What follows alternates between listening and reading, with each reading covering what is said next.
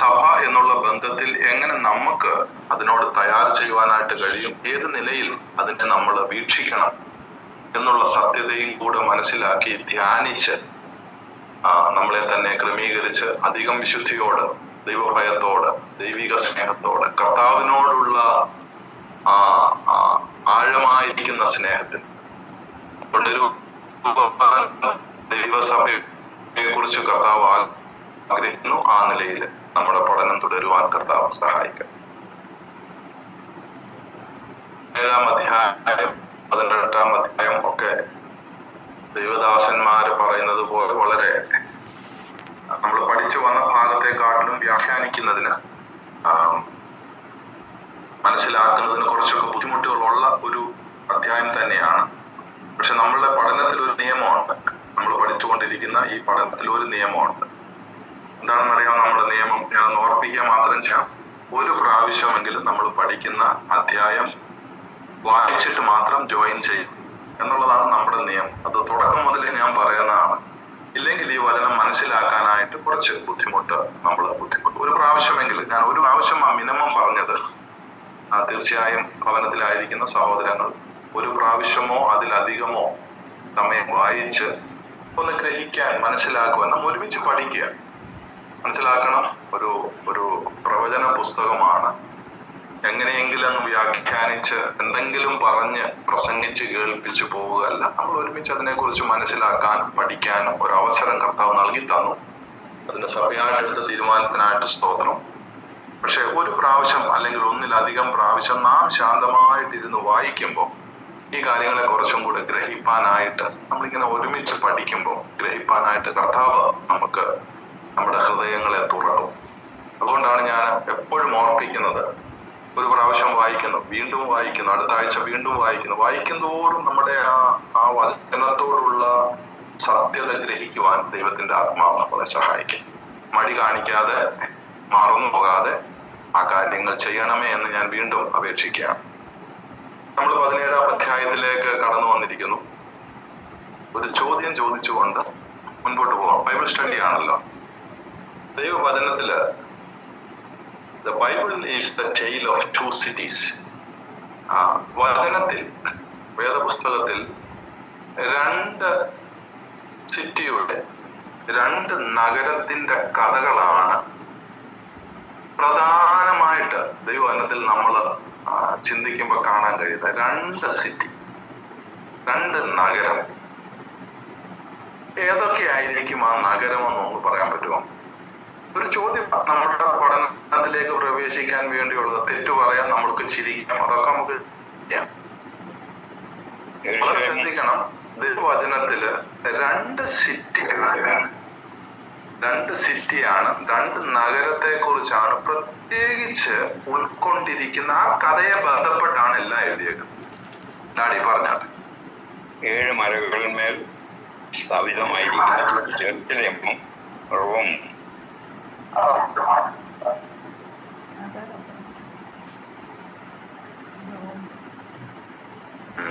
Okay daddy അത് വായിച്ചിട്ട് അതിന്റെ ഇന്റർപ്രിട്ടേഷൻസ് ഒക്കെ പറയുകയാണ്. Okay, very good. ഡാഡി ഒരു സ്ഥലം പറഞ്ഞു. ഓക്കെ, പറഞ്ഞാലേ സഹോദരന്മാര് ഇത് നമ്മളൊന്ന് ഒരു പഠിക്കുന്നതിന് വേണ്ടിയാണ്. എക്സാക്ട്ലി, മേരിക്കുട്ടി മാമ പറഞ്ഞത് കറക്റ്റ് ആണ്. ഡാഡി പറഞ്ഞത് അതിന്റെ വ്യാഖ്യാനത്തിലേക്ക് ഡാഡി എത്തിച്ചേർന്നു. എക്സാക്ട്ലി മാം. മേരിക്കുട്ടി മാമ ഇപ്പൊ പറഞ്ഞത് വളരെ ശ്രദ്ധിക്കണേ. ദൈവവചനത്തില് രണ്ട് സിറ്റിയാണ് ഇങ്ങനെ ഹൈലൈറ്റ് ആയിട്ട്.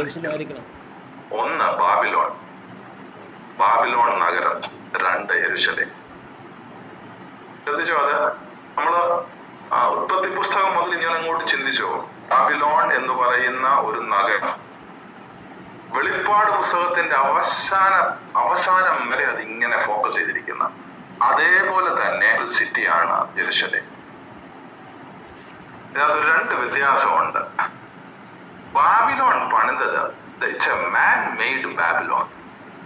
മനുഷ്യനുണ്ടാക്കിയ ബാബിലോണിന്റെ കഥയും ദൈവനിർമ്മിതമായിരിക്കുന്ന യെരൂശലേമിന്റെ കഥയും കൊണ്ട് നിറഞ്ഞിരിക്കുന്നതാണ് ദൈവത്തിന്റെ വചനം. എന്റെ വാക്ക് കേൾക്കുന്നുണ്ട്, എന്തെങ്കിലും മിസ്സാകുന്നുണ്ടെങ്കിൽ ആരെങ്കിലും ഒന്ന് ഓൺ ചെയ്തിട്ട് പറയണം. ഇത് നമ്മൾ വചനം പഠിക്കുമ്പോൾ വളരെ ശ്രദ്ധിക്കണം. ബ്യൂട്ടിഫുൾ തോട്ട്സ് ആണ് നമുക്ക്. ദൈവവചനം നമ്മൾ ഉൽപ്പത്തി പുസ്തകം മുതൽ ഇങ്ങോട്ട് പഠിക്കുമ്പോൾ ബാബിലോൺ എന്ന് പറയുന്ന ഒരു നഗരത്തെ സംബന്ധിച്ചാണ് ബാക്കിയെല്ലാം നീങ്ങുന്നത്. That's a man made Babylon. മനുഷ്യനാൽ നിർമ്മിക്കപ്പെട്ട ഒരു ബാബിലോൺ. ഒരു ഭാഗത്ത് കഥകൾ തുടരുമ്പോൾ ദൈവത്താൽ നിർമ്മിക്കപ്പെട്ട ഒരു യെരൂശലേം.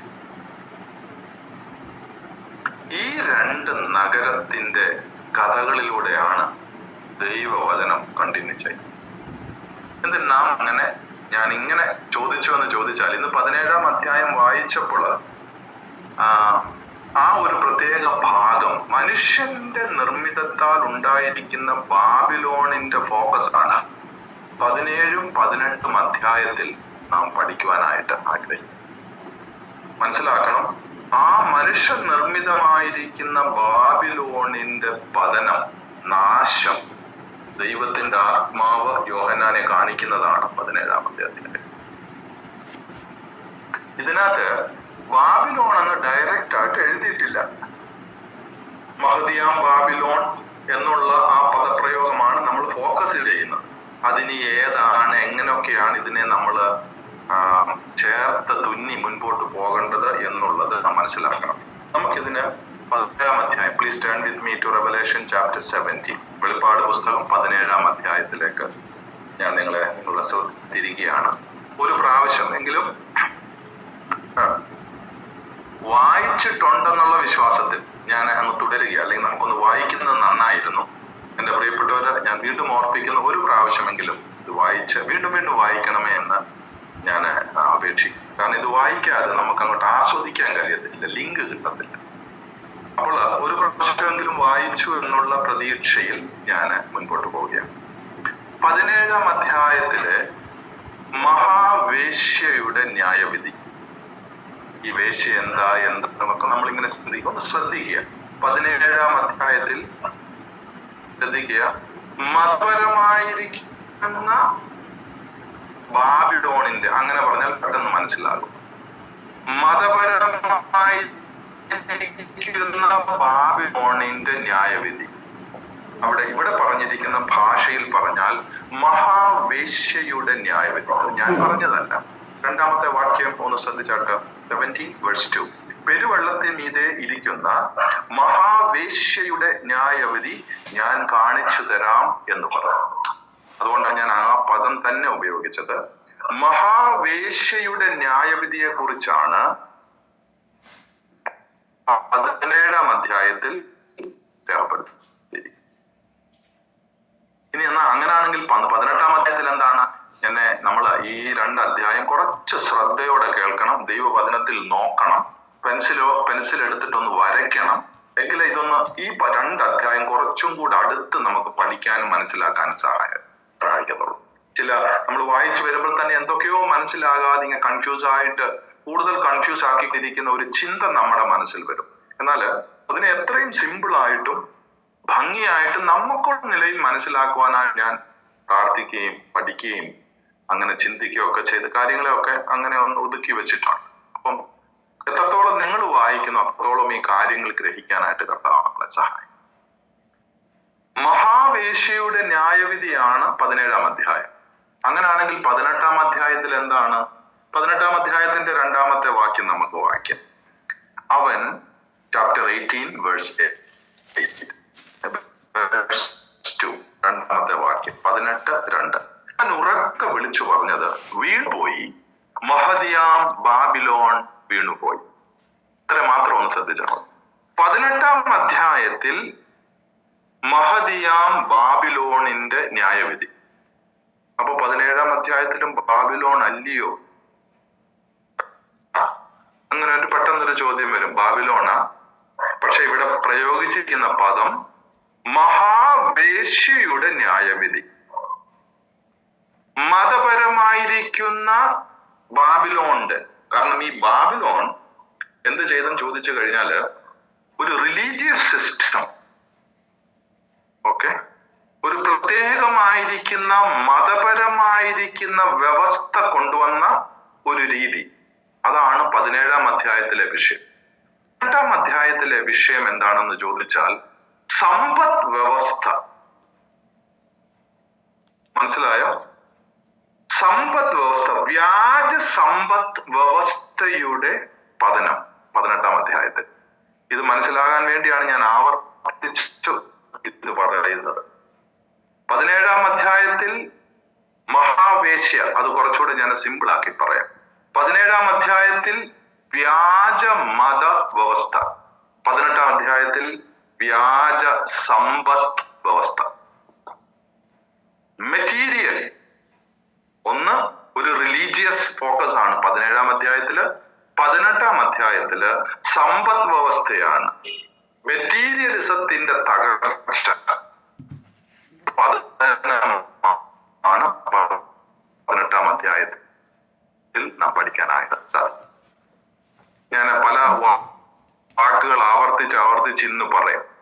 എന്തിനാ ഈ ആവർത്തിച്ച് നമുക്ക് മനസ്സിലാവുന്നുണ്ടെന്നും പറഞ്ഞ് എന്നോട് പിണങ്ങരുത്. ഇത് മനസ്സിലായേ പറ്റും. നമ്മൾ ഈ 17-ഉം 18-ഉം പഠിക്കുന്നതിന് മുൻപ് ഒരു കാര്യം നമ്മുടെ മനസ്സിൽ വെക്കണം. ദൈവവചനത്തിൽ ഒരു മവാട്ടി സഭയും ഒരു വ്യാജ സഭയും എന്ന രണ്ട് ഗ്രൂപ്പ് ഉണ്ടെന്ന് നാം എപ്പോഴും ഓർത്തിരിക്കണം. ഈ 17-ഉം 18-ഉം പഠിക്കും. നമ്മളതെല്ലാം പഠിച്ചെന്ന് തീരത്തില്ല. ഒരു തുടക്കമായിട്ട് ചില കാര്യങ്ങൾ പറയും. അതിനുശേഷം ചില ആഴ്ചകൾ കഴിഞ്ഞതിന് ശേഷമേ നമ്മൾ വീണ്ടും ഇങ്ങനെ ഒരുമിച്ച് കൂടി ഈ പഠനം തുടരുകയുള്ളൂ. അതുകൊണ്ടാണ് ഞാൻ ഇങ്ങനെ ഒന്ന് കുറച്ചും കൂടെ ഒന്ന് ക്രോഡീകരിച്ച് ഈ ഒരു നിലയിൽ പറയും. രണ്ട് പദപ്രയോഗം, ഒരു മണവാട്ടി സഭയുണ്ട്, ഒരു വ്യാജ സഭയും ഉണ്ട് എന്ന രണ്ട് ഗ്രൂപ്പ് ഉണ്ടെന്ന് നാം ആദ്യമേ മനസ്സിലാക്കേണ്ടത് ആവശ്യമാണ്. ഇപ്പോൾ നമ്മൾ 2-ാം വാക്യത്തിൽ വായിച്ചു. എന്താ വായിച്ചെന്ന് അറിയാമോ? 17-ാം അധ്യായത്തിന്റെ 2-ാമത്തെ വാക്യം. പെരുവെള്ളത്തിന്മീതെ ഇരിക്കുന്ന മഹാവേശ്യയുടെ ന്യായവിധി ഞാൻ കാണിച്ചത്. ഈ പദപ്രയോഗം ശ്രദ്ധിച്ചോ? മഹാവേശ്യയുടെ ന്യായവിധി. ഈ പദപ്രയോഗം കുറഞ്ഞത് 4 പ്രാവശ്യം ഈ അധ്യായത്തിൽ രേഖപ്പെടുത്തിയിട്ടുണ്ട്. ചാപ്റ്റർ 2 ആദ്യത്തെ മഹാവേശ്യ എന്ന് പറയുന്ന പദപ്രയോഗം 2-ാം വാക്യത്തിൽ. 5-ാമത്തെ വാക്യം ശ്രദ്ധിച്ചിട്ട് മർമ്മം മഹദിയാം ബാബിലോൺ വേശ്യമാരുടെയും മ്ലേച്ഛതകളുടെയും മാതാവ് എന്നൊരു പേര് അവളുടെ നെറ്റിയിൽ എഴുതിയിട്ടുണ്ട്. പദപ്രയോഗം ശ്രദ്ധിച്ചോ? വേശ്യമാർ.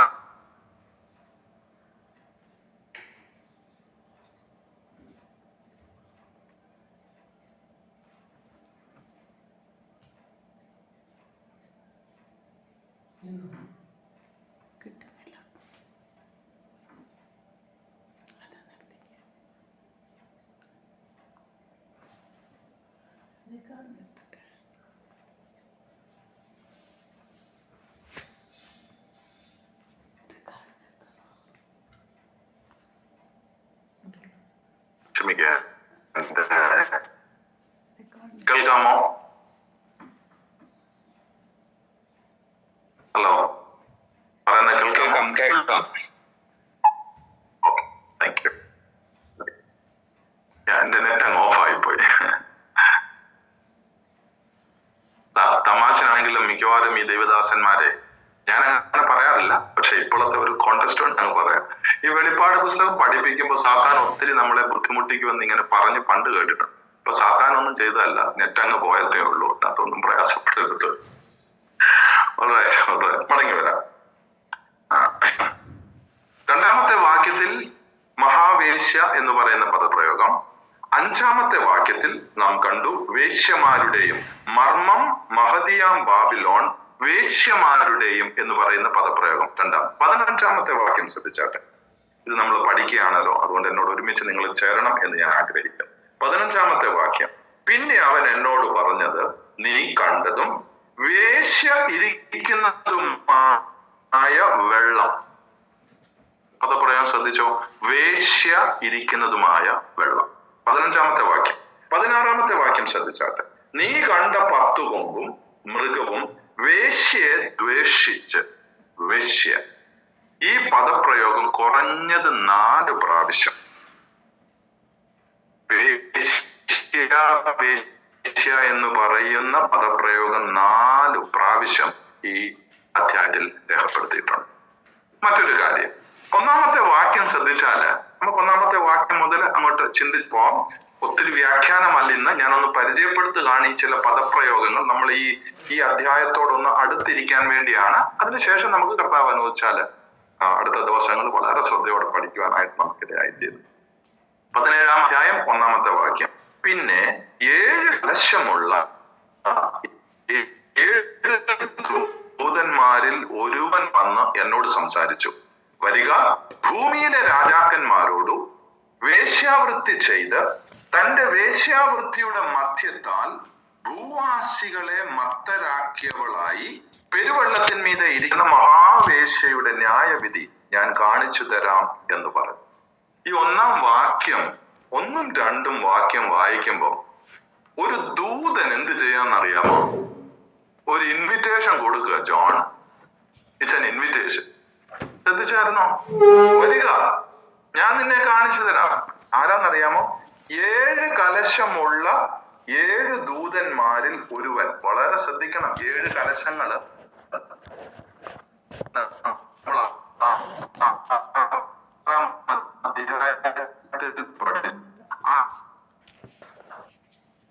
ഈ ദൂതനോട് കൂടെ നടന്ന് ഇന്റർപ്രറ്റ് ചെയ്യുന്നുണ്ട്.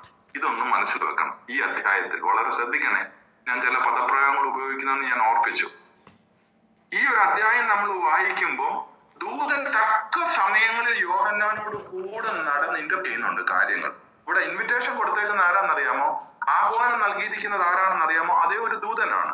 7 കലശമുള്ള 7 ദൂതന്മാരിൽ ഒരുവൻ വന്ന് എന്നോട്, യോഹന്നാനോട് സംസാരിച്ചു. വരിക, ഭൂമിയിലെ രാജാക്കന്മാരോട് വേശ്യാവൃത്തി ചെയ്ത് തന്റെ വേശ്യാവൃത്തിയുടെ മധ്യത്താൽ ഭൂവാസികളെ മത്തരാക്കിയവളായി പെരുവെള്ളത്തിന്മീതെ ഇരിക്കുന്ന മഹാവേശ്യയുടെ ന്യായവിധി ഞാൻ കാണിച്ചു തരാം എന്നും ഒരാഹ്വാനം കൊടുക്കുകയാണ് ഒരു ദൂതൻ യോഹന്നാനോട്. അപ്പോൾ ഈ നമ്മള് ഇടയ്ക്കൊക്കെ ഒന്ന് നോക്കി വായിക്കണം. ഇങ്ങനെ കാര്യങ്ങളൊക്കെ കണ്ട് ഇങ്ങോട്ട് മുൻപോട്ട് വരുമ്പോൾ 6-ാമത്തെ വാക്യം ഒന്ന് ശ്രദ്ധിച്ചാട്ടെ. ദൂതൻ തന്നെ കാണിക്കുവാനായിട്ട് ആഹ്വാനം ചെയ്യുന്നു. അതിനുശേഷം 3 മുതൽ നമ്മൾ ഇങ്ങോട്ട് താഴോട്ട് വായിക്കുമ്പോൾ ഞാൻ കണ്ടു എന്ന് പറയുന്ന പദപ്രയോഗം. കാണിക്കുക, നീ വരിക, ഞാൻ കാണിച്ചു തരാമെന്ന് ദൂതൻ പറഞ്ഞു. പിന്നെ യോഹന്നാൻ ചെയ്യുന്നത് ഞാൻ കണ്ടു. എന്നിട്ട് 6-ാമത്തെ വാക്യം ഒന്ന് ശ്രദ്ധിച്ചേ. വിശുദ്ധന്മാരുടെ രക്തവും യേശുവിന്റെ സാക്ഷികളുടെ രക്തവും കുടിച്ച സ്ത്രീ മത്തയായിരിക്കുന്നത് ഞാൻ കണ്ടു. അവളെ കണ്ട് അത്യന്തം ആശ്ചര്യപ്പെട്ടു. ശ്രദ്ധിച്ചോ? ഈ രീതിയെല്ലാം കണ്ടിട്ട് മത്തയായിരിക്കുന്ന ആ സ്ത്രീയെ കണ്ടിട്ട്, ഇവിടെ ഒരു സ്ത്രീയുടെ പ്രതീകം ഈ 17-ാം അധ്യായത്തിലുണ്ടെന്ന് മനസ്സിൽ വെക്കുക. അവളെ കണ്ടിട്ട് ഞാൻ ആശ്ചര്യപ്പെട്ടു. അപ്പൊ ഇമ്മീഡിയറ്റ്ലി ഈ ദൂതൻ ഇടപെടുന്നുണ്ട്. 7-ാമത്തെ വാക്യം ശ്രദ്ധിച്ചാട്ടെ. ദൂതൻ എന്നോട് പറഞ്ഞു. നീ ആശ്ചര്യപ്പെടുന്നത് എന്ത്? അതിന്റെ രീതിയിൽ ഒന്ന് വായിക്കണേ. ദൂതൻ എന്നോട് പറഞ്ഞത് 7-ാമത്തെ വാക്യം 17:7. ദൂതൻ എന്നോട് പറഞ്ഞത്, നീ ആശ്ചര്യപ്പെടുന്നത് എന്ത്? ഈ സ്ത്രീയുടെയും 7 തലയും 10 കൊമ്പും ഉള്ളതായി അവളെ ചുമക്കുന്ന മൃഗത്തിന്റെയും മർമ്മം ഞാൻ പറഞ്ഞു തരാം. ദൂതൻ ഇന്റർപ്രറ്റ് ചെയ്യുകയാണ്. യോഹന്നാനോട് കൂടെ നടക്കുക ഈ ദൂതൻ. ഇതെല്ലാം കണ്ടിട്ട് എന്തായിരിക്കും എന്നറിയാം ഇവിടുത്തെ ഒരു രംഗം. ഇതെല്ലാം കണ്ടിട്ട് യോഹന്നാൻ വണ്ടർ അടിച്ച് നിൽക്കുക. ആ ശബ്ദം ശ്രദ്ധിച്ചോ? നീ എന്തിനാ ആശ്ചര്യപ്പെടുന്നേ? ഈ കാര്യങ്ങളൊക്കെ ഞാൻ മനസ്സിലാക്കി തരാം. അത് മനസ്സിൽ വെക്കുക. 1-ഉം 2ഉം വാക്യം നമ്മൾ വായിക്കുമ്പോൾ 7 കലശങ്ങൾ അഥവാ അവസാനത്തെ ന്യായവിധിയുടെ കലശങ്ങൾ, ക്രോധ കലശങ്ങൾ ഭൂമിയിലേക്ക് എറിയുന്ന ദൂതന്മാരിൽ ഒരുവൻ പറയുകയാണ്, വരിക, ഞാൻ എന്ത് ചെയ്യാം? ഭൂമിയിലെ രാജാക്കന്മാരോട് വേശ്യാവൃത്തി ചെയ്ത് വേശ്യാവൃത്തിയുടെ മധ്യത്താൽ ഭൂവാസികളെ മത്തരാക്കിയവളായി പെരുവെള്ളത്തിന്മീതെ ഇരിക്കുന്ന മഹാവേശ്യയുടെ ന്യായവിധി ഞാൻ കാണിച്ചു തരാം. ഇത് വായിക്കുമ്പോൾ നമുക്കൊക്കെ ഒത്തിരി കൺഫ്യൂസ് ആയി, എന്തൊക്കെയാണോ പറയുന്നത്. ഞാൻ ചുരുക്കി അങ്ങ് പറയാം. ഒരു ദൂതൻ വന്നിട്ട് യോഹന്നാനോട് പറയാം, യോഹന്നാനെ നീ വാ, ഞാനൊരു പ്രത്യേക മർമ്മം നിന്നെ കാണിച്ചു തരും. വേശ്യാവൃത്തി ചെയ്ത് ജീവിക്കുന്ന ഒരു സ്ത്രീയുടെ കഥ ഞാൻ നിനക്ക് പറഞ്ഞു കേൾപ്പിച്ചു തരാം, നിന്നെ ഞാൻ കാണിക്കാം, നീ വരാൻ പറയാം. ഇത്രേ ഉള്ളൂ ഈ 1-2 വാക്യം. അപ്പൊ ഞാൻ ആദ്യം ഒന്ന് ഓർപ്പിച്ചു, ഒരു മണവാട്ടി സഭയും ഒരു വേശ്യാസഭയും ഒരു വ്യാജ സഭയും ഇങ്ങനെ 2 ഗ്രൂപ്പ് ഉണ്ടെന്നുള്ള കാര്യം ഈ അധ്യായം പഠിക്കുമ്പോൾ നമ്മുടെ മനസ്സിൽ ആവർത്തിച്ചു വരേണ്ടത് ആവശ്യമാണ്. നമ്മളിപ്പോൾ ഞാൻ ആദ്യം ഓർപ്പിച്ചു, ബാബിലോണിന്റെ മതപരമായിരിക്കുന്ന ഒരു അവസ്ഥയാണ് 17-ാം അധ്യായം. അതിനുവേണ്ടി പ്രയോഗിച്ചിരിക്കുന്ന പദമാണ് വേശ്യ. വേശ്യ, മഹാവേശ്യ മീൻസ് വ്യാജസഭ. ഇവിടെ വേശ്യാവൃത്തി ചെയ്ത് ജീവിക്കുന്നു എന്ന് പെട്ടെന്നൊന്ന് ചോദിക്കട്ടെ. ഒരു വ്യാജ സഭയുണ്ട്, മുമ്പേ ഞാൻ പറഞ്ഞു, ഒരു മണവാട്ടി സഭയുണ്ട്, ഒരു വ്യാജ സഭയുണ്ട്. ഇപ്പൊ ഞാൻ ആ പദപ്രയോഗം അങ്ങ് മാറ്റുകയാണ്. ഒരു വ്യാജ സഭയുണ്ട് ഭൂമിയിൽ, ഒരു സത്യസഭയുണ്ട് ഭൂമിയിൽ. ആ സത്യസഭയെ കുറിച്ച് ദൈവത്തിന്റെ വചനത്തിൽ ഇപ്പോൾ വ്യാജ സഭയെ കുറിച്ച് പറഞ്ഞത് കേട്ടോ. ഭൂമിയിലെ രാജാക്കന്മാരോട് വേശ്യാവൃത്തി ചെയ്ത് തന്റെ വേശ്യാവൃത്തിയുടെ മധ്യത്താൽ ഭൂവാസികളെ മത്തരാക്കിയവളായി പെരുവെള്ളത്തിന്മീതെ ഇരിക്കുന്ന മഹാവേശ്യയുടെ ന്യായവിധി ഞാൻ നിനക്ക് കാണിച്ചു തരാം. ആ പദപ്രയോഗം ഇങ്ങനെ വീണ്ടും വീണ്ടും ദൈവത്തിന്റെ ആത്മാവപ്പെടുത്തിയിരിക്കുന്നത്. അങ്ങനെ ഒരു വ്യാജസഭ ഭൂമിയിലുണ്ട്, ഭാവിയിലുണ്ടാകും, ഉണ്ടായിക്കൊണ്ടേയിരിക്കും. നമ്മളിപ്പോ പറയുമ്പോൾ അങ്ങനെ ഒരു വ്യാജസഭയുടെ ശക്തി കേരളത്തിൽ, നേപ്പാളിൽ, ലോകത്തിലെമ്പാടും വർദ്ധിച്ചു വരുന്നതായി നാം കണ്ടുകൊണ്ടിരിക്കുകയാണ്. എന്നാൽ ഒരു സന്തോഷിപ്പാനായിട്ടുള്ളത് ഒരു സത്യസഭയാണ്. ആ സത്യസഭയെ കുറിച്ച് പറയുന്ന വാക്ക് എന്താണെന്ന് അറിയാമോ? ഇവിടെ പറഞ്ഞത് വേശ്യാവൃത്തി ചെയ്ത് വേശ്യയുടെ മധ്യത്താൽ ജീവിക്കുന്ന ഒരു വ്യാജസഭ. എന്നാൽ സത്യസഭയൊക്കെ ദൈവവചനത്തിൽ രേഖപ്പെടുത്തിയിരിക്കുന്നത് എന്താണെന്നറിയാമോ? എനിക്ക് ആ പദപ്രയോഗം ഒന്ന് കേൾക്കണം. ഇത് നമ്മുടെ ബൈബിൾ സ്റ്റഡിയാ കേട്ടോ, ഇത് പ്രസംഗമൊന്നും അല്ല. അപ്പൊ പറഞ്ഞോളൂ. ഒരു വ്യാജസഭ, ഒരു സത്യസഭ. ഈ സത്യസഭയെ കുറിച്ച് പറഞ്ഞേക്കുന്നത് എന്താണെന്നറിയാമോ? പറയണം, ആരെങ്കിലും ഒക്കെ പറയണം, എന്നാലും നമ്മുടെ സ്റ്റഡി എൻജോയ് ചെയ്യാൻ. കേൾക്കുന്നുണ്ടോ? ഞാൻ പറഞ്ഞ കേൾക്കുന്നുണ്ടോ? ഹലോ ഹലോ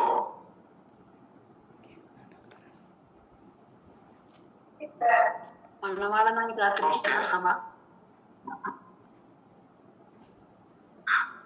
ഞാൻ കേൾക്കുന്നുണ്ട്. ഞാൻ പറയുന്നു. ഗുരുമാൻ പറഞ്ഞത് കറക്റ്റ് ആണ്. അതിന് വേറൊരു പദപ്രയോഗം പറയാമോ? മണവാളന്മാര് കാത്തിരിക്കുന്ന സഭ, മണവാട്ടിക്ക് വേണ്ടി, മണവാട്ടി സഭ ഞാൻ പറഞ്ഞു. എന്തോ? ഓക്കെ. അതിന് ദൈവവചനത്തിൽ പറഞ്ഞിരിക്കുന്ന ഒരു പദമാണ് ഞാൻ ചോദിക്കുന്നത്. സത്യസഭയ്ക്ക്, മണവാട്ടി സഭയ്ക്ക് ദൈവവചനത്തിൽ പ്രയോഗം. നമ്മളിപ്പോ വ്യാജസഭ എന്ന് പറഞ്ഞു, വേശ്യ എന്ന് പറഞ്ഞു. വേശ്യ മീൻസ് വ്യാജസഭ. 17-ാം അധ്യായത്തിന്റെ ആ ഒരു കോണ്ടെക്സ്റ്റിൽ നമ്മൾ വ്യാഖ്യാനിക്കുമ്പോൾ മഹാവേശ്യ, വേശ്യാവൃത്തി ചെയ്ത് ജീവിക്കുന്നു. ഒരു റിലീജിയസ് സിസ്റ്റം അവസാനത്തിലേക്ക് എത്തിക്കൊണ്ടിരിക്കുന്നു. ബാബിലോൺ ഫോക്കസ് ആയിരിക്കുന്ന ഒരു മതപരമായിരിക്കുന്ന രീതി. ആ മതപരം എന്ന് പറഞ്ഞ വ്യാജസഭയാണ്, കള്ളസഭയാണ്. സത്യസഭയുണ്ട്, മണവാട്ടി സഭയുണ്ട്. നമുക്ക് പ്രായോഗികമായി പഠിക്കാൻ വേണ്ടി ഞാൻ ഈ ശബ്ദം ചോദിക്കുന്നത്. സത്യസഭയെ കുറിച്ച് പറയുന്ന പേരെന്താണെന്നറിയാം?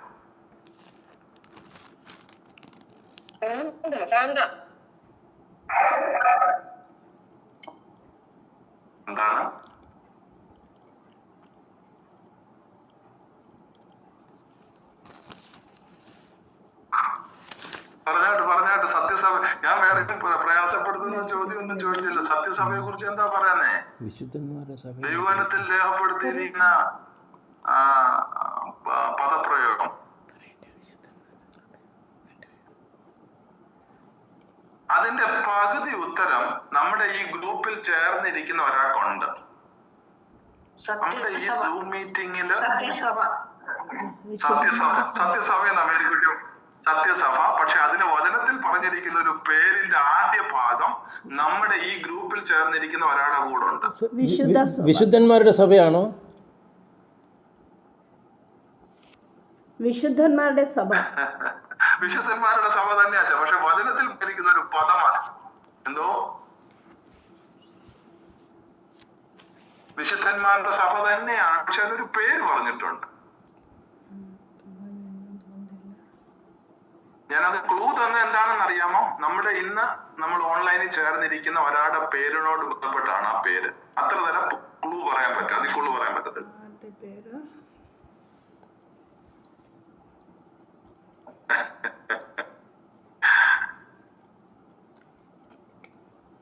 ഓക്കെ, ഞാൻ തന്നെ പറയാം. നമ്മുടെ സമയം മുമ്പോട്ട് പോകും.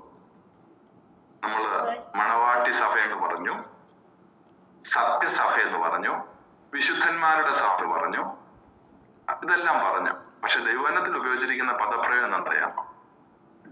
നിർമ്മല കന്യക. ശ്രദ്ധിച്ചോ? ഇവിടെ നിർമ്മല രാജൻ എന്ന് പറയുന്ന ഒരാൾ ഇവിടെ ഉണ്ട്, നമ്മുടെ ഗ്രൂപ്പിലുണ്ട്. അതുകൊണ്ട് ഞാൻ അങ്ങനെ ഒരു ക്ലൂ തന്നെ.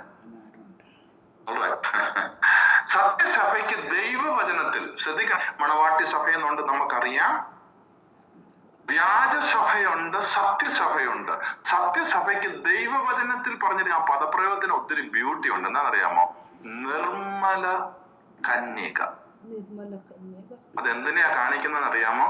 നമ്മുടെ വിശുദ്ധ ജീവിതത്തെ ദൈവസഭയുടെ, സത്യസഭയുടെ, മണവാട്ടി സഭയെ കുറിച്ച് നമുക്കതൊരു പദപ്രയോഗമായിട്ടൊക്കെ നമ്മൾ എടുക്കും.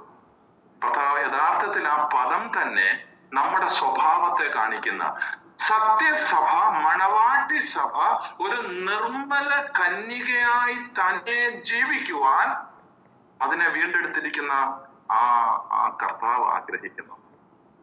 നമുക്ക് മുൻപോട്ട് പോകാം. ഒന്ന് നമ്മൾ കണ്ടു, ഒരു ദൂതൻ യോഹന്നാൻ ഒരു ആഹ്വാനം നൽകുന്നു. എന്നിട്ട് പറയുകയാണ്, ഞാന് മഹാവേശിയായിരിക്കുന്ന വ്യാജ സഭയെ കുറിച്ച് ഞാൻ നിനക്ക് കാണിച്ചു തരാം എന്തൊക്കെയാ സംഭവിക്കുന്നതെന്ന്. അത് നമ്മൾ കണ്ടു. എന്താണ്? 4-5 പ്രാവശ്യം ഈ വേശ്യ എന്ന് പറയുന്ന പദം, വ്യാജ സഭ എന്ന് പറയുന്ന പദം ഈ 17-ാം അധ്യായത്തിൽ രേഖപ്പെടുത്തിയിട്ടുണ്ട്. ഈ വേശ്യ സഭ ചെയ്യുന്ന പാപം എന്താ? വളരെ വ്യക്തമായിട്ട് 1-ാം വാക്യത്തിൽ രേഖപ്പെടുത്തിയിരിക്കുന്നുണ്ട്. വേശ്യാവൃത്തി. ശ്രദ്ധിച്ചോ? വേശ്യാസഭ മഹാവേശ്യ ചെയ്യുന്ന പാപം എന്താ? വേശ്യാവൃത്തി ചെയ്യുന്നു. 1-ാമത്തെ വാക്യത്തിലുണ്ടത് വേശ്യാവൃത്തിയുടെ മധ്യത്താൽ. 2-ാമത്തെ വാക്യത്തിൽ പെരുവെള്ളത്തിന്മീതെ ഇരിക്കുന്ന മഹാവേശ്യയുടെ ന്യായവിധി. ഇനി 4-ാമത്തെ വാക്യം ശ്രദ്ധിച്ചാട്ടെ. സ്ത്രീ ധൂമ്രവർണ്ണവും കടും ചുവപ്പ് നിറവുമുള്ള വസ്ത്രം ധരിച്ച് പൊന്നും രക്തവും മുത്തും അണിഞ്ഞവളായി തന്റെ വേശ്യാവൃത്തിയുടെ മ്ലേച്ഛതയും അശുദ്ധിയും നിറഞ്ഞ സ്വർണ്ണ പാനപാത്രം കയ്യിൽ പിടിച്ചിരിക്കുന്നു. ആ പദപ്രയോഗം, അവള് ചെയ്യുന്ന പാപം, വേശ്യാവൃത്തി എന്ന് പറയുന്ന പാപത്തിന്റെ പ്രയോഗം വീണ്ടും 3 പ്രാവശ്യം 1-ാം വാക്യം, 2-ാം വാക്യം, 4-ാം വാക്യത്തിൽ ആവർത്തിച്ച് രേഖപ്പെടുത്തിയിരിക്കുന്നതാണ്. എന്നിട്ട് ചെയ്തിരിക്കുന്നത് എന്താണെന്നറിയാമോ? മത്തരാക്കി കളഞ്ഞു. ഭൂവാസികളെ മത്തരാക്കുന്നു. ഭൂവാസികൾ മാത്രമല്ല, 1-ാം വാക്യം വീണ്ടും ശ്രദ്ധിച്ചാട്ട്, ഭൂമിയിലെ രാജാക്കന്മാരോട് എന്ന് പറയുമ്പോ ആ കോട്ടയൊക്കെ ഒന്ന് ചിന്തിക്കണേ. മഹാന്മാരാണ്. വളരെ ശ്രദ്ധിക്കണം ഈ ഭാഗം. ഭൂമിയിലെ രാജാക്കന്മാരോട് വേശ്യാവൃത്തി ചെയ്ത് തന്റെ വേശ്യാവൃത്തിയുടെ മധ്യത്താൽ ഭൂവാസികളെ മത്തരാക്കി. പാപം, മ്ലേച്ഛത. ആ പദപ്രയോഗം തന്നെയാ 4-ാമത്തെ വാക്യത്തിൽ രേഖപ്പെടുത്തിയിരിക്കുന്നത്. വേശ്യാവൃത്തിയുടെ മ്ലേച്ഛതയും അശുദ്ധിയും നിറഞ്ഞ സ്വർണ്ണ പാനപാത്രം കയ്യിൽ പിടിച്ചിരിക്കുന്നു എന്ന് പറഞ്ഞാൽ ഈ ഒരു വ്യാജ സഭ, ഈ ഒരു വ്യാജ മത സംവിധാനം ലോകത്തിൽ മുഴുവൻ, ഈ പദപ്രയോഗം വളരെ ശ്രദ്ധിക്കണേ. നമ്മൾ വെളിപ്പാട് പുസ്തകം പഠിക്കുമ്പോൾ മഹാവേശ്യയുടെ വ്യാജസഭ, വേശ്യാവൃത്തി എന്താ സംഭവിച്ചെന്നറിയാമോ? ലോകം മുഴുവൻ വ്യാജ മത സംവിധാനം പ്രചരിപ്പിച്ചിരിക്കുക. ഇന്ന് നമ്മള് പൂർണ്ണമായിട്ട് ദൈവസഭ, നമ്മൾ സത്യസഭ, നിർമ്മല കന്യകയായിരിക്കുന്ന വിശുദ്ധന്മാരുടെ കൂട്ടം വെളിയിലേക്ക് ഒന്ന് നോക്കുമ്പോൾ എത്രയോ പെട്ടെന്ന് ഈ വ്യാജ മത സംവിധാനം പ്രചരിച്ചുകൊണ്ടേയിരിക്കുന്നു എന്നുള്ളത് നാം 2 കൈയും ഉയർത്തി സമ്മതിക്കും. അങ്ങനെയാണ് 2025 നവംബർ മാസം 20-ാം തീയതി എങ്കിൽ എൻ്റെ പ്രിയപ്പെട്ട സഹോദരങ്ങളെ, ദൈവമേ, ഒരു കാര്യം വളരെ വ്യക്തമായിട്ട് ഓർക്കണം, ഇതിങ്ങനെ വർദ്ധിച്ചുകൊണ്ടേയിരിക്കും.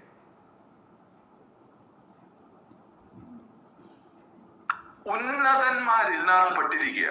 ഉന്നതന്മാര് സാധാരണക്കാരല്ല. ശ്രദ്ധിച്ചോ, വീണ്ടും വായിക്കാണ് ഞാൻ. ഭൂമിയിലെ രാജാക്കന്മാരോട് വേശ്യാവൃത്തി ചെയ്യുന്ന വേശ്യയുടെ മധ്യത്താൽ ഭൂവാസികൾ മത്തരായിരിക്കുന്നു. പദപ്രയോഗം ശ്രദ്ധിച്ചോ, മത്തരായിരിക്കുക.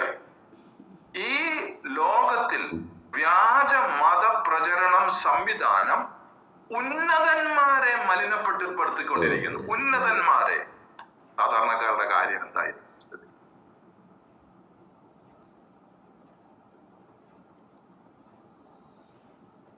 ഈ സ്ത്രീയെ കുറിച്ച് സംസാരിക്കുമ്പോൾ ഈ സ്ത്രീയുടെ വസ്ത്രത്തെ കുറിച്ച് പറഞ്ഞിട്ടുണ്ട്. വസ്ത്രം. ഈ സ്ത്രീയുടെ ആഭരണത്തെ കുറിച്ച് പറഞ്ഞിട്ടുണ്ട്. ഈ സ്ത്രീയുടെ കൈയെ കുറിച്ച് പറഞ്ഞിട്ടുണ്ട്. ഈ സ്ത്രീയുടെ നെറ്റിയെ കുറിച്ച് പറഞ്ഞിട്ടുണ്ട്. എവിടാന്ന് നോക്കിയേ, 4-ാം വാക്യം ഒന്ന് വായിച്ചേ. ആരെങ്കിലും വായിച്ചൊന്ന് സഹായിക്കാമോ? വേഴ്സ് 4, 4-ാമത്തെ വാക്യം. അവിടെ ആ സ്ത്രീയുടെ വസ്ത്രത്തെ കുറിച്ച് പറഞ്ഞു. ഞാൻ തന്നെ വായിക്കാം, എളുപ്പമുണ്ടല്ലോ. ആ സ്ത്രീ ധൂമ്രവർണ്ണവും കടും ചുവപ്പും നിറഞ്ഞ നിറവുമുള്ള വസ്ത്രം ധരിച്ചു. ആ സ്ത്രീയുടെ വസ്ത്രം ധൂമ്രവർണ്ണവും കടും ചുവപ്പ് നിറവുമുള്ള വസ്ത്രം ധരിച്ചു. ഒന്ന് വസ്ത്രം. ഇനി ആഭരണത്തെ കുറിച്ച് പറഞ്ഞിട്ടുണ്ട്. പൊന്നും രത്നവും മുത്തും അണിഞ്ഞവളായി തന്റെ വേശ്യാവൃത്തിയുടെ മ്ലേച്ഛതയും അശുദ്ധിയും നിറഞ്ഞ. ഇനിയും 3-ാമത്തെ കാര്യം, പൊന്ന്, രത്നം, മുത്ത്, അവളുടെ ആഭരണങ്ങൾ. ഇനി അവളുടെ കയ്യിലിരിക്കുന്ന എന്താണെന്ന് 4-ാമത്തെ വാക്യത്തിൽ തന്നെ പറഞ്ഞിരിക്കുന്നു. തന്റെ വേശ്യാവൃത്തിയുടെ മ്ലേച്ഛതയും അശുദ്ധിയും നിറഞ്ഞ സ്വർണ്ണ പാനപാത്രം കയ്യിൽ പിടിച്ചിരിക്കുന്നു. ശ്രദ്ധിച്ചോ, കയ്യിൽ എന്തത്തിന്റെ സ്വർണ്ണ പാനപാത്രമാ? മ്ലേച്ഛതയും അശുദ്ധിയും നിറഞ്ഞ സ്വർണ്ണ പാനപാത്രം. 5-ാമത്തെ വാക്യം, അവളുടെ നെറ്റിയിൽ. 5-ാമത്തെ വാക്യം ശ്രദ്ധിച്ചാട്ടെ. മർമ്മം, മഹതിയാം ബാബിലോൺ, വേശ്യമാരുടെയും മ്ലേച്ഛതകളുടെയും മാതാവ് എന്നൊരു പേര് അവളുടെ നെറ്റിയിൽ എഴുതിയിട്ടുണ്ട്.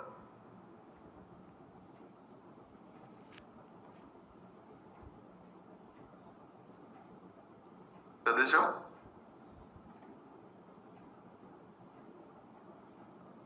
നെറ്റിയിൽ എന്തുണ്ട്? മ്ലേച്ഛതകളുടെ മാതാവ് എന്നൊരു പേര് അവളുടെ നെറ്റിയിൽ. ഈ നെറ്റിയിലെ കുറിച്ചൊക്കെ പറഞ്ഞപ്പോ, ഈ പേരിനെ കുറിച്ചൊക്കെ പറഞ്ഞപ്പോ നമ്മൾ പുറമോട്ടൊന്ന് പോയേ പറ്റത്തുള്ളൂ. Come with me to 13. 13-ാം അധ്യായത്തിലേക്ക് ഒന്ന് വന്നിട്ട്, 13-ാം അധ്യായം, 13-ാം അധ്യായത്തിന്റെ 16-ാമത്തെ വാക്യം. Chapter 13 verse 16. വെളിപ്പാട് പുസ്തകം 13-16. അത് ചെറിയവരും വലിയവരും, സമ്പന്നന്മാരും ദരിദ്രന്മാരും, സ്വതന്ത്രന്മാരും ദാസന്മാരുമായ എല്ലാവർക്കും വലം കൈമേലോ നെറ്റിയിലോ മുദ്ര കിട്ടുമാറും മൃഗത്തിന്റെ പേരോ.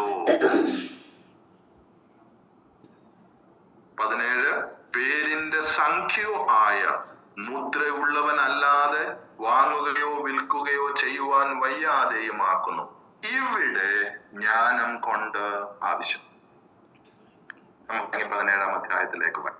ഇവിടെ ശ്രദ്ധിച്ചിരുന്നോ? അവരുടെ നെറ്റിയിൽ ഒരു പേരുണ്ട്. നമ്മൾ മുമ്പേ പറഞ്ഞു, ഒരു കള്ള മതം, ഒരു വ്യാജ മതം, മഹാവേശ്യയുടെ ന്യായവിധി, വ്യാജ സഭ, മനുഷ്യനെ തെറ്റിച്ചു കളയുന്ന ഒരു പ്രസ്ഥാനം, വ്യവസ്ഥ ലോകത്തിൽ വർദ്ധിക്കുവാനായിട്ട് പോവുകയാണ്. വർദ്ധിച്ചുകൊണ്ടേയിരിക്കുന്നു. അത് വർദ്ധിക്കുവാനായിട്ട് പോവുകയാണ്. എന്റെ പ്രിയപ്പെട്ടവരെ, വളരെ ശ്രദ്ധിക്കണം നാം ഈ കാര്യങ്ങൾ.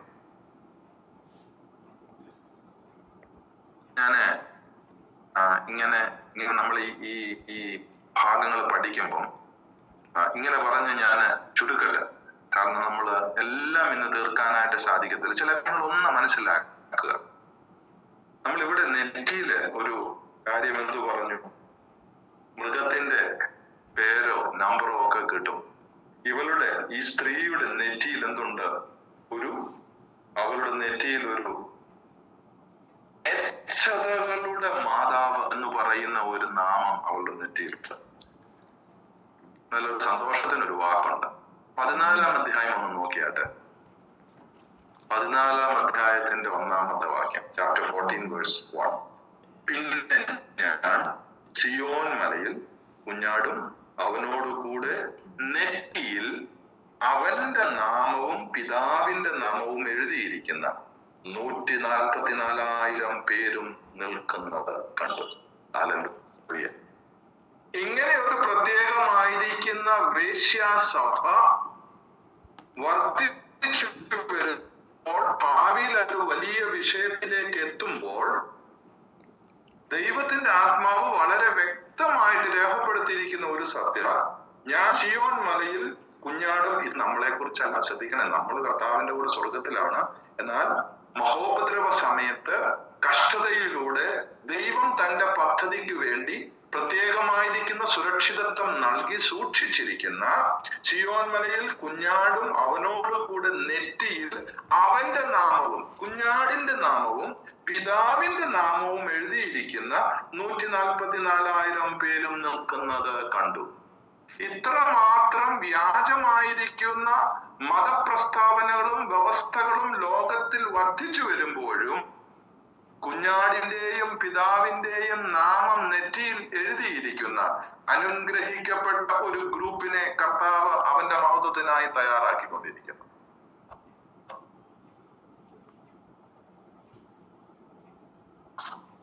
ഞാൻ ചില പവർ പോയിന്റ്സ് ഒക്കെ ഒന്ന് പ്രസന്റ് ഇത് ചെയ്തിട്ടുണ്ട്. ഞാൻ അതൊന്ന് പെട്ടെന്ന് കാണുന്നത് നമ്മുടെ ക്ലാസ് ഇവിടെ അവസാനിപ്പിക്കാനായിട്ടാണ് ഞാൻ ആഗ്രഹിക്കുന്നത്. ഇതൊന്ന് കാണണം, എന്നാലേ നമ്മുടെ ഈ ഭാഗം ഒന്ന് മനസ്സിലാകാനായിട്ട് നമുക്ക് സാധിക്കുന്നുള്ളൂ. നമ്മളിപ്പോ മഹദിയാം ബാബിലോൺ എന്നൊക്കെ ഒന്ന് പറഞ്ഞു. അപ്പൊ ഇതൊന്ന് ശ്രദ്ധിക്കണമെന്ന് ഞാൻ അപേക്ഷിക്കുന്നു. ഞാൻ ചില കാര്യങ്ങൾ കാണിക്കാം. അപ്പൊ പെട്ടെന്ന് ക്ലിക്ക് ആവും ഈ സംഗതി എന്താ. ഒരു ചെറിയ ചരിത്രം ഒന്ന് നോക്കുക. നിമ്രോദ് ബാബിലോൺ പണിയുകയും സാമിറാമാസിനെ വിവാഹം കഴിക്കുകയും ചെയ്യുന്നു. ഇതൊരു ചരിത്രമാണ്. അല്ല നമ്മളാരും ഒന്നും കെട്ടിപ്പടുത്തുവെന്നല്ല. നമ്മളെന്ന് പറഞ്ഞാൽ വിശ്വാസികളായ ബ്രദറുകാരോ പെന്തക്കോസുകാരോ ബാപ്റ്റിസ്റ്റുകാരോ ഒന്നും കെട്ടിയുണ്ടാക്കിയതല്ല. ഇതൊരു ചരിത്ര സത്യമാണ്. നിമ്രോദ് ബാബേൽ പണിയുകയും സാമിറാമാസിനെ വിവാഹം കഴിക്കുകയും ചെയ്യുന്നു. ഞാൻ അതൊന്ന് ഷോർട്ടാക്കുക. നമുക്കതെല്ലാം വായിച്ച് മനസ്സിലാക്കേണ്ട ആവശ്യമില്ല. പുരാതന ബാബിലോണിൽ ബാൽ, സെമിറാമിസ്, തമ്മൂസ് എന്നിവരുടെ ആരാധന ഉണ്ടായിരുന്നു. ഇതിങ്ങനെ ഒന്ന് ജസ്റ്റ് ഷോർട്ടായിട്ടൊന്ന് മനസ്സിൽ വെച്ചാൽ മതി. പിന്നെ സംഭവിച്ച എന്താണെന്നറിയാമോ? BC 4-ാം നൂറ്റാണ്ടിൽ, ഇത് നമ്മുടെ പഠനത്തോട് വളരെ ആവശ്യമുള്ളതായതുകൊണ്ടാണ് ഞാൻ ഇങ്ങനെ ഇത് രേഖപ്പെടുത്തിയിരിക്കുന്നത്. BC 4-ാം നൂറ്റാണ്ടിൽ ബാബിലോണിൽ നിന്ന് ഏഷ്യ മൈനറിലെ പെർഗമാസിലേക്ക് ഈ ആരാധനാക്രമം കൈമാറ്റം ചെയ്യപ്പെട്ടു. എവിടോട്ടാണെന്ന് അറിയാമോ? പെർഗമോസ്. അങ്ങനെ ഒരു സംഭവം ഉണ്ടായിട്ടുണ്ടോ? വെളിപ്പാട് പുസ്തകം 2-ാം അധ്യായത്തിന്റെ 13-ാമത്തെ വാക്യം നമുക്കൊന്ന് വായിക്കാം. വെളിപ്പാട് പുസ്തകം 2-ാം അധ്യായം അതിന്റെ 13-ാമത്തെ വാക്യം. എന്താ അവിടെ എഴുതിയിരിക്കുന്നതെന്ന് അറിയാമോ? നീ എവിടെ പാർക്കുന്നു എന്നും അത് സാത്താന്റെ സിംഹാസനം ഉള്ളിടത്തെന്നും ഞാൻ അറിയുന്നു. നീ എന്റെ നാമം മുറുകെ പിടിച്ചിരിക്കുന്നു. നിങ്ങളുടെ ഇടയിൽ സാത്താൻ പാർക്കുന്നിടത്ത് തന്നെ എന്റെ സാക്ഷിയും വിശ്വസ്തനുമായ അന്തിപ്പാസിനെ കൊന്ന കാലത്ത് പോലും നീ എന്നിലുള്ള വിശ്വാസം നിഷേധിച്ചിട്ടില്ല. അവിടെ പറഞ്ഞിരിക്കുന്ന ഒരു പദപ്രയോഗം ശ്രദ്ധിച്ചോ. നീ എവിടെ പാർക്കുന്നുവെന്നും, പർഗമോസ് സഭയോട് പറയുക, നീ എവിടെ പാർക്കുന്നുവെന്നും അത് സാത്താന്റെ സിംഹാസനം ഉള്ളിടം. എന്താ സാത്താന്റെ സിംഹാസനം ഉള്ളിടമെന്ന് പെർഗമോസ് സഭയെ കുറിച്ച് പറഞ്ഞ ചരിത്രം അറിയാമോ? ഈ ബാൽ ആരാധനയും സെമീറാമിസിന്റെ ആരാധനയും തമ്മൂസ് ആരാധനയും ഒക്കെ 4-ാം സെഞ്ചുറി BC 4 എങ്ങോട്ട് പോയെന്നറിയാമോ? പെർഗമോസ് എന്ന് പറയുന്ന സ്ഥലത്തേക്ക് പോയി. അതുകൊണ്ടാണ് ദൈവത്തിന്റെ ആത്മാവ് യോഹന്നാന് ദർശനം കൊടുത്തപ്പം എന്ത് പറഞ്ഞെന്നറിയാമോ? നീ എവിടെ പാർക്കുന്നുവെന്നും അത് സാത്താന്റെ സിംഹാസനം എന്ന് പറഞ്ഞ പദമാണ് ഉപയോഗിച്ചേക്കുന്നേ. ചുമ്മാതങ്ങ് സാത്താന്റെ ഒരു വീടെന്നല്ല, സാത്താന്റെ സിംഹാസനം ഉള്ളിടമെന്നും ഞാൻ അറിയുന്നു. അത് പ്ലസ് പോയിന്റ് എന്താണെന്നറിയാമോ?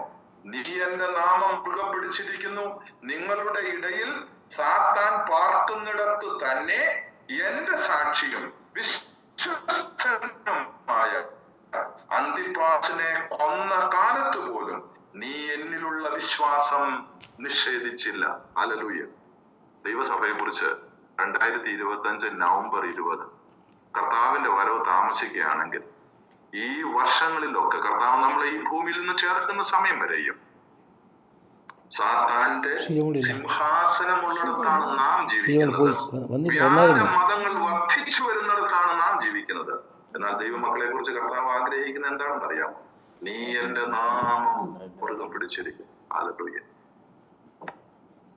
എന്തോ ഒരു സാക്ഷ്യം കർത്താവ് പെർഗമോസ് സഭയെ കുറിച്ച് പറഞ്ഞെന്ന് അറിയാമോ? അപ്പോൾ ഇതൊന്ന് മനസ്സിൽ വെക്കുക. നിമ്രോദ് ബാബിലോൺ പണിതു, ബാൽ ആരാധന തുടങ്ങുന്നു. സെമീറാമിസ് എന്ന് പറഞ്ഞ ആരാന്നറിയാമോ? ഈ നിമ്രോദിന്റെ ഭാര്യയുടെ പേര്. പിന്നെ തമ്മൂസ്. പല രാജ്യത്തും ഇത് പ്രയോഗിക്കുന്നു. ഞാനിപ്പോ ചില ഫോട്ടോ കാണിക്കാം. പല രാജ്യത്തും ഈ ആരാധന പല പേരിലാണ് അറിയപ്പെടുന്നതെന്ന് മാത്രം. ഈവൻ നമ്മുടെ നാട്ടിൽ പോലും ഇതിന്റെ പേരിൽ ആരാധനയുണ്ട്. ഞാൻ ചില കാര്യങ്ങൾ കാണിക്കാം, ഒന്ന് ശ്രദ്ധിച്ചോണേ. ഞാൻ ഈ ചില പടങ്ങൾ കാണിക്കുന്നുണ്ട്, പിക്ചർ വളരെ ശ്രദ്ധിക്കണേ. ഇത് മനസ്സിൽ വെച്ചുകൊണ്ട് ഒന്ന് ശ്രദ്ധിച്ചാട്ടെ. ഈ ഒരു പടം കണ്ടോ? സെമീറാമിസിനെ കുറിച്ച് ചരിത്രം വെച്ചിരിക്കുന്നത് എന്താണെന്നറിയാമോ? ക്യൂൻ ഓഫ് ഹെവൻ, സ്വർഗത്തിന്റെ രാജ്ഞി, മദർ ഓഫ് ഗോഡ്, ദൈവത്തിന്റെ അമ്മ. രണ്ടാമത്തെ പടം ശ്രദ്ധിച്ചേ. രീതികൾക്ക് മാറ്റം ഉണ്ടായി വരുന്നു. വർഷങ്ങൾ കഴിയുന്നു. ഓരോ രാജ്യത്തുമുള്ള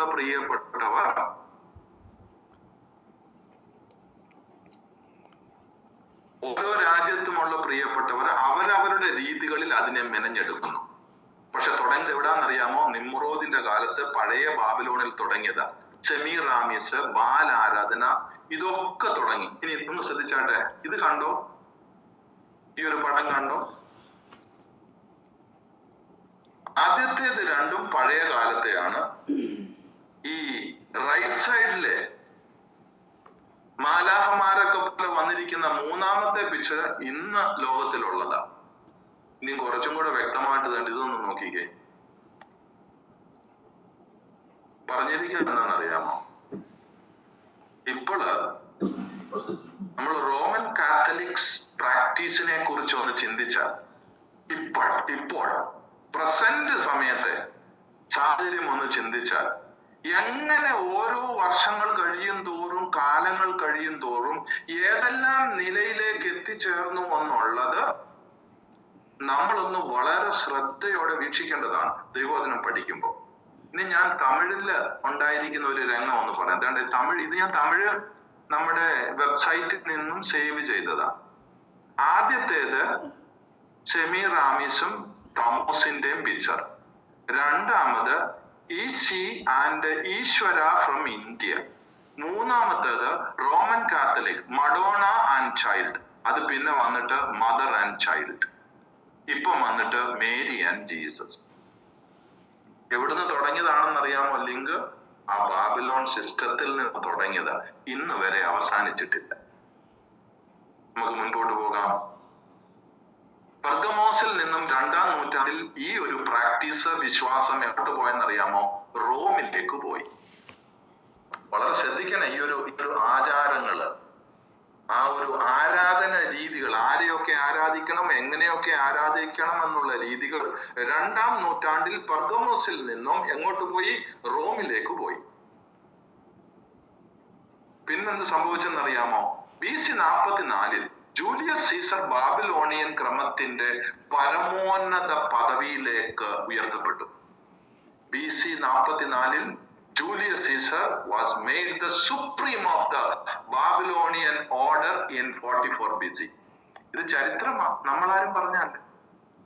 പിന്നെ സംഭവിച്ചെന്നറിയാമോ? AD 376 ഡമാസ്കസ് എന്ന് പറയുന്ന വ്യക്തി റോമിലെ ബിഷപ്പ് പദവി സ്വീകരിച്ചു. വർഷങ്ങൾ കഴിയുന്തോറും രീതികൾ ഇങ്ങനെ കുഴഞ്ഞു മറിഞ്ഞ് ആരാധനാക്രമങ്ങൾ അകത്തേക്ക് പ്രവേശിക്കുന്ന രീതിയാണ് ഞാൻ ഈ പറഞ്ഞു വരുന്നത്. അങ്ങനെ ബാബിലോണിയൻ ക്രമത്തിന്റെ തലവനും റോമൻ കത്തോലിക്ക സഭയുടെ ഭരണാധികാരിയും ഒന്നായി തീർന്നു. അന്ന് മുതൽ ഈ ഫോട്ടോകളും കാര്യങ്ങളും വ്യത്യസ്തമായിരിക്കുന്ന നിലയിൽ പ്രചരിപ്പിക്കുവാനായിട്ട് ഇടയായി തീർന്നു. നമ്മുടെ സമയം കഴിഞ്ഞു. ഞാൻ ഇതൊന്ന് ചിന്തിക്കാൻ വേണ്ടി മാത്രം ഒന്ന് രേഖപ്പെടുത്തിയെന്ന് മാത്രം. കർത്താവ് അനുവദിച്ചാൽ ബാക്കി കാര്യങ്ങളൊക്കെ നമുക്ക് വളരെ ശ്രദ്ധയോടെ പഠിക്കാം. എന്നാൽ ഇങ്ങനെ പറഞ്ഞ് ഞാൻ ഇന്നത്തെ രാത്രി ചുരുക്കുകയാണ്. ഒരു വ്യാജ സഭ, ഒരു വ്യാജ മതവ്യവസ്ഥ, അതിന്റെ രീതികൾ വർദ്ധിച്ചു കൊണ്ടുവരുന്നു. മ്ലേച്ഛതകൾ, വേശ്യാവൃത്തിയുടെ മധ്യത്താൽ ഭൂവാസികൾ മത്തരായി തീർന്നുകൊണ്ടിരിക്കുന്ന ഒരു സമയത്തിന്റെ അടുത്തേക്ക് നാമം ഇങ്ങനെ നടന്നു നീങ്ങുന്നു. എന്നാൽ പെർഗമോസ് സഭയോട് കർത്താവ് പറഞ്ഞ വാക്കിൽ ഇങ്ങനെ ഞാൻ ചുരുക്കട്ടെ: സാത്താന്റെ സിംഹാസനം നിന്റെ മധ്യത്തിൽ ഉണ്ടായിട്ടും നീ എന്റെ വിശ്വാസം മുറുകെ പിടിച്ചു. കേരളത്തിൽ മഞ്ഞാടിയിൽ, മല്ലപ്പള്ളി, നേപ്പാളിൽ, ധരാനിൽ ദൈവമക്കളായിരിക്കുന്ന സ്ഥാനത്തൊക്കെ നമ്മളെ ചലഞ്ച് ചെയ്യിപ്പിക്കുന്ന, വിശ്വാസത്തിൽ നിന്ന് വീഴ്ത്തുന്ന, ആകർഷിക്കുന്ന ഒത്തിരി സംവിധാനങ്ങൾ വളർന്നു വരുമ്പോഴും കർത്താവിന്റെ മുഖത്തേക്ക് നോക്കി ദൈവകൃപയിൽ മാത്രം ആശ്രയിച്ച് ദൈവവചന സത്യങ്ങൾക്ക് നിലകൊള്ളുവാൻ ഈ പഠനം, ഈ ചിന്തകൾ, നമ്മുടെ ജീവിതം തന്നെ സമർപ്പിച്ചുകൊണ്ട് നമ്മുടെ പേര് ഞാൻ വീണ്ടും ഒന്ന് ഓർപ്പിക്കുക: നിർമ്മല കന്യക. നിർമ്മല കന്യകയായി തന്നെ തന്റെ സഭ വളരുവാൻ, ക്രിസ്തുവിന്റെ തലയോളം വളരുവാൻ, അവന്റെ വരവിന്റെ പ്രത്യാശയോടുകൂടി ജീവിക്കുവാൻ കർത്താവ് നമ്മളെ സഹായിക്കട്ടെ. അവന്റെ വലിയ നാമം.